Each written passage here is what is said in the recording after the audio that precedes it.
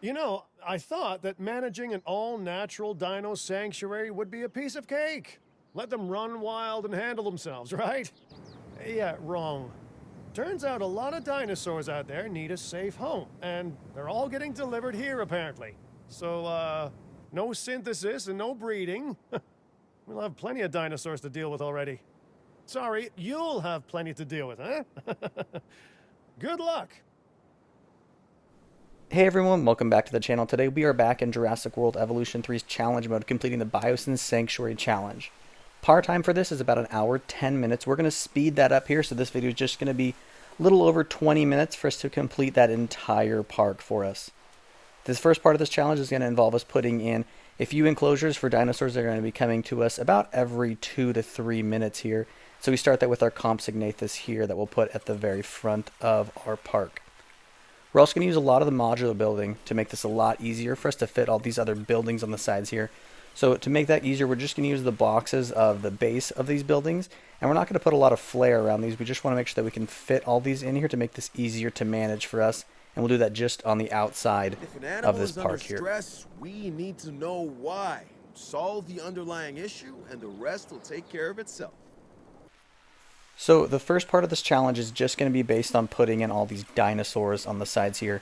Then we'll slowly put in the rest of our buildings and amenities here, because we do need to make sure this is a 5-star park at the end of all of it.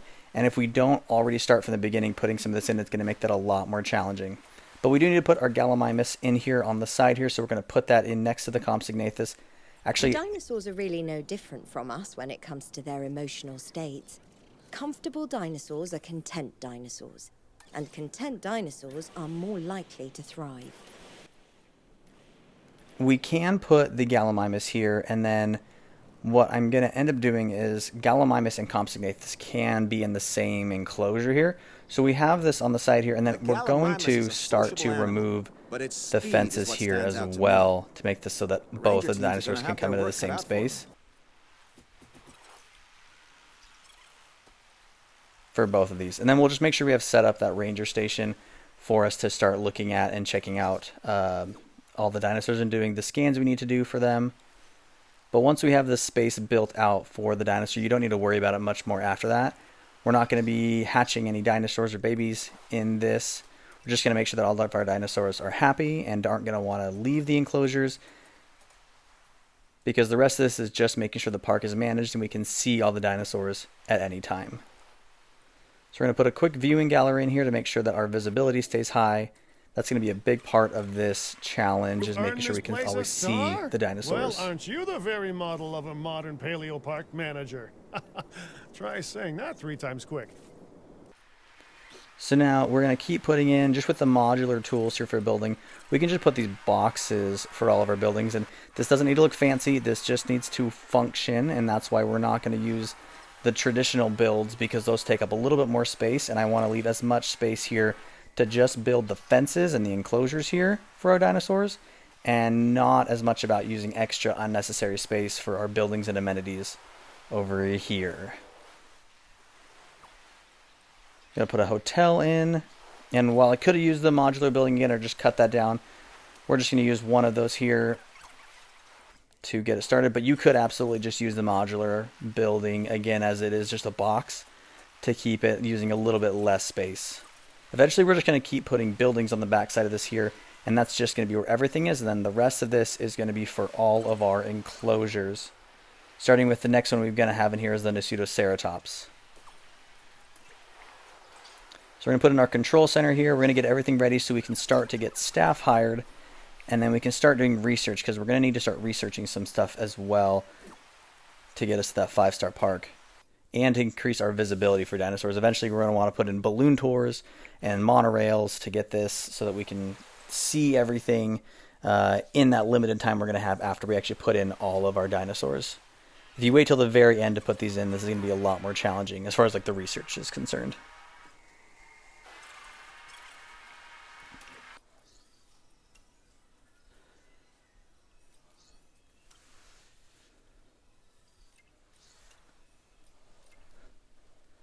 So we're going to hire some staff, and again, our goal is we're going to need to make sure that we can start to get anything to do with our amenities or our visibility, those are what we're going to focus on getting up, and then maybe a little bit of researching some of the diseases that we might get in this park as well, because you cannot have any of your dinosaurs die in this park, this challenge, or you lose the challenge.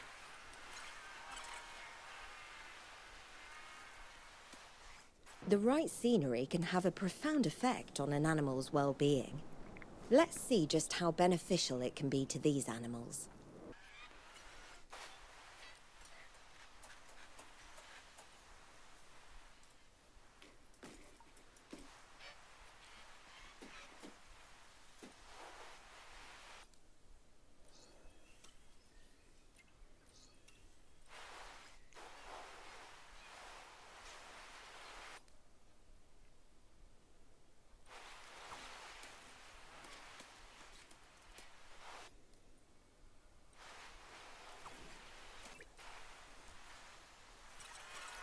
So the Nasutoceratops and the Sinoceratops can actually share an enclosure space, and I didn't catch that before, so we can put those in the same space to save some room for our park, for all the rest of our dinosaurs that are coming up afterwards. When I started this, I didn't realize how few dinosaurs we're actually going to be able to get in this park, so I was a little conservative with the spaces to start, and then I can expand them if I need to. But we didn't end up using a lot of the actual park space that you have available for this, and we did a lot of these just in boxes. So then as we're starting to move in here, we're going to get the Dimetrodon. I'm going to put that in the back here for our Dimetrodons here. Rely on your expertise. And we're going to play with the space here a little bit and make sure that it's happy for both Sinoceratops and the Pseudoceratops. The Dimetrodon and its remarkable spine cell is going to be near the top. Some animals need your attention. This one... So we're going to always start putting in a bunch of these gates on both sides here so that our rangers can get through from any one enclosure to the next one. So we want to make sure that it's very easy to get to them if we need to do any kind of scans or medical for any dinosaur. So I'm just preparing for that in case I need anything like that.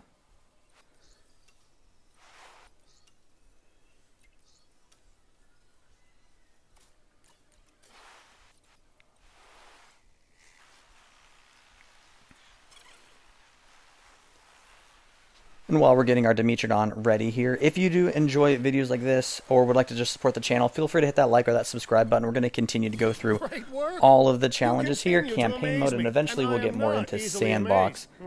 But any of those likes, subscribes, comments, any feedback here is always appreciated, as we're going to continue to dive deeper and deeper into Jurassic World and Jurassic World Evolution and Evolution 3 for the next good bit.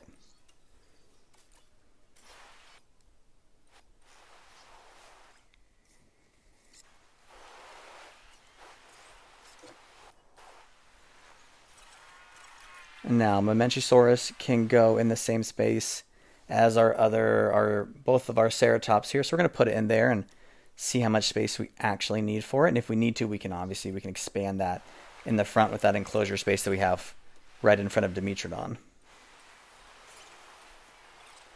We're going to play with the amenities here, make sure we're being profitable here, or as profitable as we can be on all of these, because we do need to make sure that we're making enough income or profits as a park to get to our 5-star rating.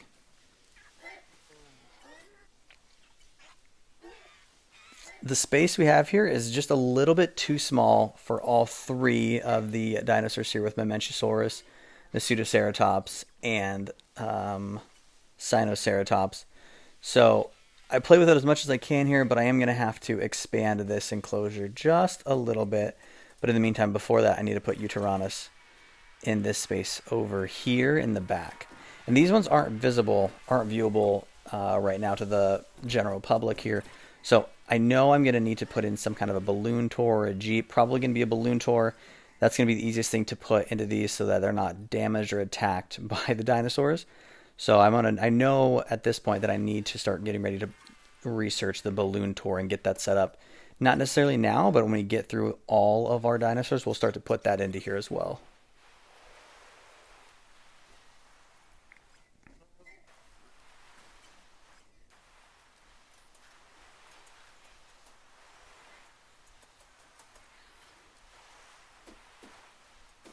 And then we'll get our box ready for Velociraptor. Same thing. We can put that in the front here, and then if it's too small, then we can always expand it and push it from where it is right now, since we're just using boxes. And then I know from the side here, I'm just going to keep going down this path to put more and more buildings, hotels, amenities, anything else that I need is going to go in the front here. And if I don't have the space for it, I can just switch this to the modular building, and then I can use that smaller Our box for anything else here I need. And especially our PR team will no doubt be delighted to have this dino in our collection. The Velociraptor is a real crowd pleaser. It's also among the cleverest of dinosaurs, so keep an eye on it. Seriously, because it is definitely keeping an eye on us. Once we've got Velociraptor in here, we're only going to have 2 more dinosaurs that need to be added to the park here. They're both going to be larger dinosaurs that we need more space for. But if you're just doing this in boxes, it's very easy to just create a box. And then if you need more space for any of these, you can just expand that and then move to the next one. The nice thing about this entire challenge is you only get 1 new dinosaur at a time. And most of the dinosaurs that can cohabitate with each other come right after each other. So you can just add those in and expand those, which makes this, again, very easy. Like this Velociraptor, we needed a little bit extra space, and so we can just expand it and then cut that fence out, and we're already ready to go for our next dinosaur. And then if you do need any more... I respect someone who can get results, and get them fast.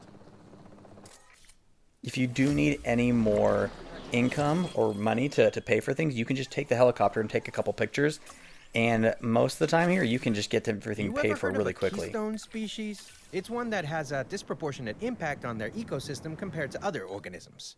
You, my friend, are this company's keystone species. So as for paying for things and going through it, that's going to be a lot easier to take photographs because their last 2 dinosaurs are going to be Dreadnoughtus, and then it's going to be Tyrannosaurus Security Rex. isn't just gates and patrols. It's also a state of mind. You have to stay calm, have an eye for detail, and see the threats that others can't. Consider that advice when approaching this next task. Sorry, so Tyrannosaurus Rex is the last one we're going to get after Dreadnoughtus, and that's going to make it way easier to pay for everything, because if you just take a couple pictures of Tyrannosaurus Rex every time you need something, you're going to be fine. You're going to be able to pay for most everything in this park, which is going to make completing this so much easier, unless your game crashes like I did. And so I had to restart it from this exact point here. We were about 55 minutes or so into this, which gave us about 15 minutes of game time to actually complete our 5-star park. But again, we're going to go through, we're going to take a couple pictures of a few of these dinosaurs to help pay for everything that we can do as we're just getting ready to put in Tyrannosaurus Rex. So we're going to put some viewing galleries in here as well, so we can keep our visibility of dinosaurs up high. I could have put more viewing galleries in here if I wanted to, but I didn't. We're going to make sure this space is a big enough space for our sauropods here for Dreadnoughtus. As you can see, it is not, so we're just going to expand this fence here a little bit and make this a little bit larger. It's not a big deal because we just have 1 more dinosaur after this to take care of, and that's going to be Tyrannosaurus. But after that, then it's just going to be about managing this and making sure we're squared away for a 5-star park. And the biggest things for me that I need to do to make sure that I'm getting there is I need to make sure that we have dinosaur visibility always set as high as it can be, and then making sure that we have our number of guests up. What can be said about the Tyrannosaurus Rex that hasn't been said 1,000 times before? Number of guests is always a challenging part of this, to just make sure you can fit enough people in it, especially if you do it this way where you just have a line. You can put some hotels in to help with the amenities or the accommodation ratings.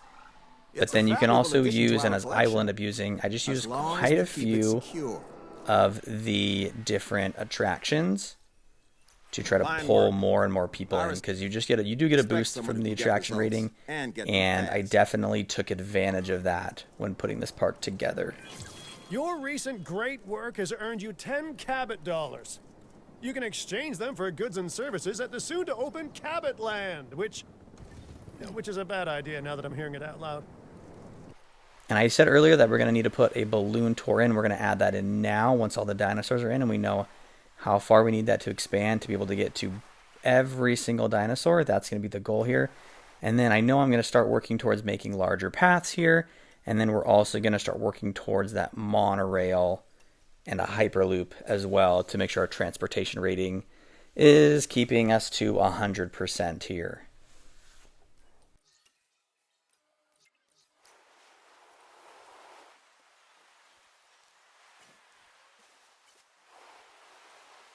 We're going to put in our restroom over here.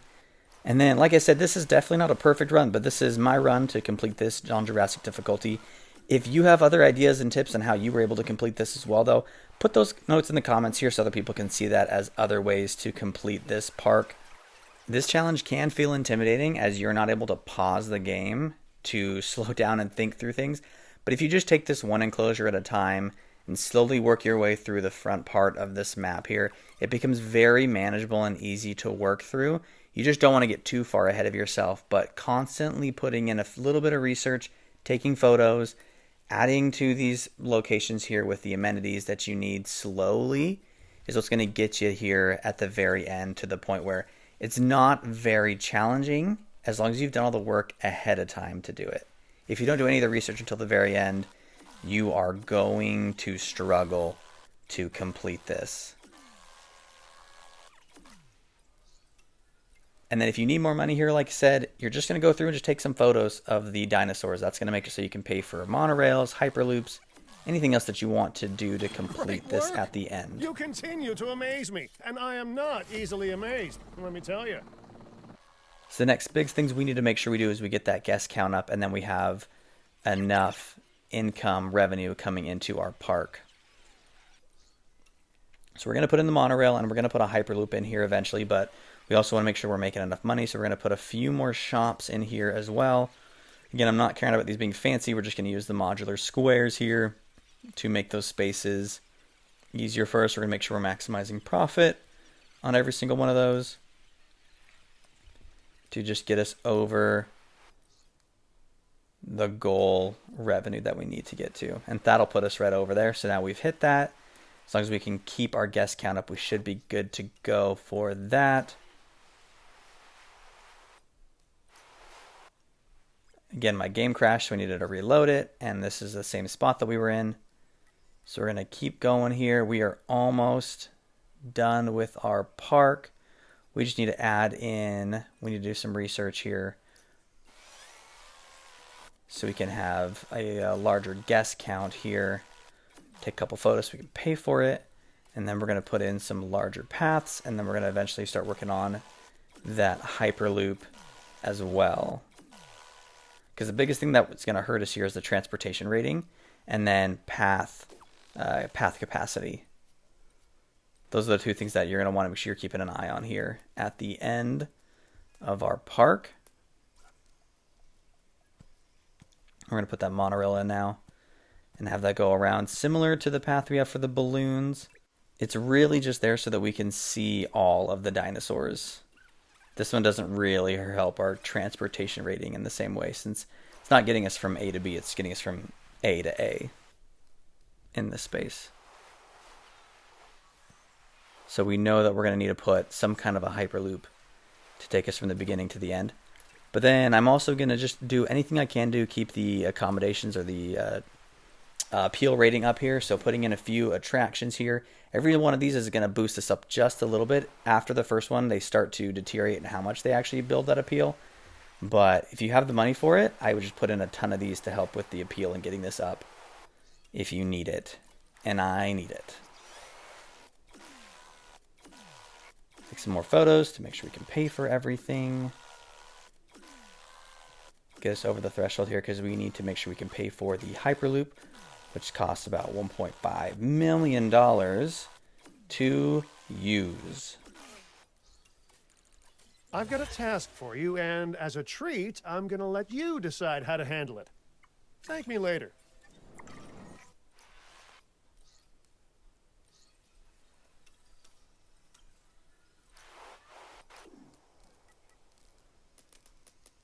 We're going to build out our paths here and expand them so we feel like we can fit more people in there. And this is getting us really close to that number for our guest capacity. We're getting really close to that. We're just going to put in the Hyperloop that's hopefully going to push us just over the top of that number. While we're doing that, we'll put a few other buildings in here and just using them in squares. They definitely don't look pretty, but the challenges are not to be looking pretty. This is just to get this done in a small window of time. We have a sick animal that requires immediate care.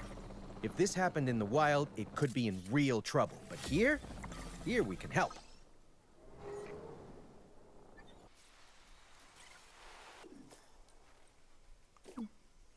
And so now we've got our Hyperloop ready that we can put in here. We'll have that connected. And now people can get from the front of our park to the end of our park, even though it's a very small path. Well, hot damn, you've And done that's impressive work here. 5-star park You know for what? Buy Biosyn. yourself something nice on me. And by that, I mean I pay your wages, so everything you buy is on me. You still deserve something nice, though. All right, and like we said, that is our completed park here. So we've 5-star completed the challenge here for, I guess the challenge is just to complete a Jurassic Difficulty. So we were able to complete this in that allotted time here. Thank you so much again for watching this.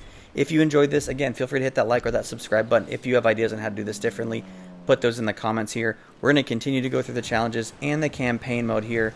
I hope you have a great rest of your day, and until then, I will see you on the next build.